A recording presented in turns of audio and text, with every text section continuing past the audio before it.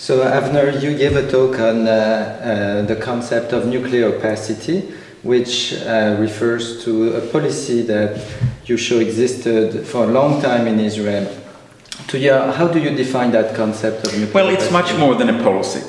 It's the broad superstructure, if to use a Marxist term, that regulates the discourse and the practice of nuclear matters in Israel.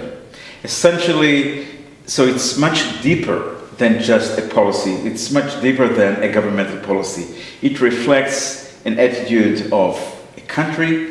In my last book, I refer to it as a kind of a bargain. And the bargain has a variety of aspects. One of them is a deal that was made at one time between the United States and Israel, specifically Prime Minister Golda Meir and President Richard Nixon. And out of that policy, there was a code of conduct, how to handle the discourse and the practice of nuclear matters in Israel. Essentially, those issues are not going to be in the public domain. Any factuals about Israeli activities in this field are essentially in the classified domains. They're not part of the discourse. Israeli accepted, they don't question about it. There are also law enforcement possibilities to enforce that kind of code of conduct.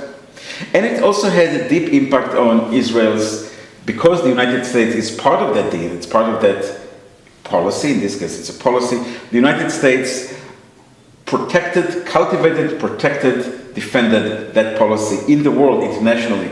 The fact that the United States does not in public ask questions or tells about Israel's status, and Israel out of that, at home and abroad, the nuclear aspects of its activities is kept apart and of normal discourse. And should nuclear opacity be abandoned now by Israel, by the US? How should it be Well, done? in principle, I would love to see a world that would happen. I'm realistic enough, first, that there is a very strong support, not just in terms of policy, the policy based on emotional, cultural layers and layers of support. So it's not easy to do it. I think what's going on with Iran, for various reasons, even strengthen it. So I'm realistic enough to know it's not going to happen anytime soon. But I would like to see at least part of changes that has taken place in Israeli society. And I also agree that the practice has somewhat, even though the boundaries formally have not changed, the practice has been moderated somewhat over time.